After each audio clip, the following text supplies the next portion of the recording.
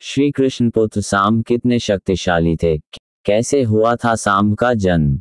सांब के जन्म की कथा हमें देवी भागवत स्कंद 4 में मिलती है। इसके अनुसार एक समय देवी रुक्मिणी के प्रद्युम्न आदि गुण संपन्न पुत्रों को देखकर दीन भाव से जाम्बुती ने श्री कृष्ण से संतान हेतु याचना की। तब तपस्या करने का निश्चय करके वह पर्वत पर चले गए जहां महान तेजस्वी तथा शिव भक्त मुनि उपमन्यु विराजमान थे। वहां पर पुत्राभिलाषी श्री कृष्ण ने उपमन्यु को अपना गुरु बनाकर उनसे पाशुपत दीक्षा ली। श्री कृष्ण ने वहां घोर तपस्या की और भगवान शिव ध्यान में लीन होकर शिव मंत्र का जप किया। तत्पश्चात छठे महीने में भगवान रुद्र उनके भक्तिभाव से प्रसन्न हो गए और श्री कृष्ण को देवी पार्वती सहित प्रत्यक्ष दर्शन दिए और श्री कृष्ण से वर मांगने को कहा। तब श्री कृष्ण ने भगवान शिव के ही समान एक पुत्र प्राप्ति का वर मांगा। तत्पश्चात जाम्बवती को पुत्र प्राप्त हुआ। क्योंकि भगवान शिव के अर्धनारीश्वर रूप को सांब नाम से जाना जाता है, इसलिए जाम्बवती के उस पुत्र का नाम भी सांब रखा गया। कृष्ण ने सांबा को श्राप क्यों दिया था?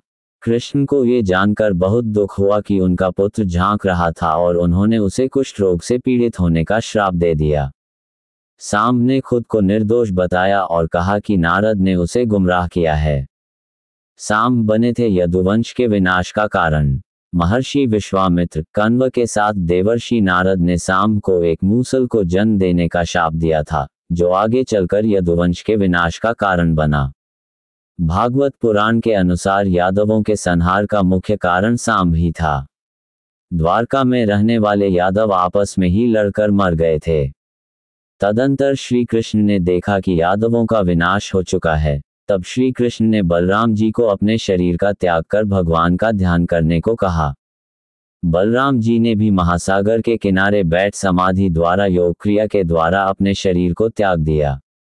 उसके बाद जब श्री कृष्ण महासागर के किनारे पर शोक में व्याकुल खड़े थे, तो उसी समय एक शिकारी ने जरा नामक व्याध समझकर अपने तीर का प्रहार किया था। तीर के प्रहार से श्री कृष्ण ने अपने शरीर का त्याग कर दिया था। सांब के बारे में अन्य महत्वपूर्ण जानकारियां। महाभारत के महासभा पर्व में उल्लेख है कि एक बार सांब और काशीराज सुबाहु की कन्या बानावली परस्पर प्रेम करते थे। जब काशी नरेश ने इस बात का विरोध किया, तो श्री कृष्ण को युद्ध करके उसे मार डालना पड़ा था।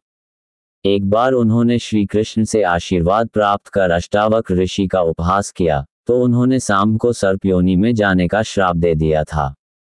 बानासुर के साथ हुए युद्ध में सांब ने बहुत से वीरों का वध कर उनका पतन किया था।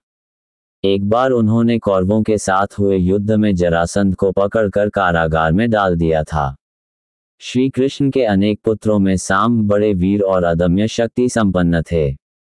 हमारे सनातन धर्म ग्रंथों के अनुसार सांब के पूरे जीवन में एक वीर योद्धा और अदम्य शक्ति के रूप में उल्लेख मिलता है। हालांकि उन्हें श्रापित जीवन और अंत में दुर्भाग्यपूर्ण मृत्यु का सामना करना पड़ा, जिसने उनके जीवन को एक ट्रैजिक दिशा में मोड़ दिया। सांब की कहानी हमें यह सिखाती है कि अद्वितीय शक्ति और योग्यता के बावजूद भी जीवन में संयम और विनम्रता का महत्व कितना महत्वपूर्ण है। सांब के जन्म के बारे में एक कहानी है। एक युवक ने चंचलता से एक महिला होने का दावा किया और ऋषियों से बच्चे के लिंग की भविष्यवाणी करने के लिए कहा। एक ऋषि को उसकी शरारत समझ में आ गई और गुस्से में उसने श्राप दिया कि सांब एक लोहे के बोल्ट गदा को जन्म देगा। अगले दिन सांब ने एक लोहे की छड़ को जन्म दिया। इस लोहे के बोल्ट की वजह से यादव वंश का नाश हो गया। हालांकि कुछ लोगों का मानना है कि सांब बिल्कुल भी दुष्ट नहीं था। उनका कहना है कि सांब किसी बड़ी घटना का हिस्सा था जो पहले से तय थी। सांब की मृत्यु कैसे हुई थी? कुष्ठ रोग का अभिशाप। महाभारत के मौसल पर्व के अनुसार सांब की मृत्यु इसलिए हुई क्योंकि कुछ ऋषियों ने उसे श्राप दिया था कि वह अपने पिता के हाथों मरेगा। सांबा पुराण में ऋषि दुर्वासा द्वारा उनका उपहास करने पर शाप दिए जाने के बाद सांबा के कुष्ठ रोग से संक्रमित होने की कथा है। सांब की पत्नी का क्या नाम था?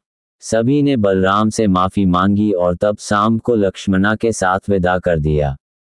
बाद में द्वारिका में सांब और लक्ष्मणा का वैदिक रीति से विवाह संपन्न हुआ।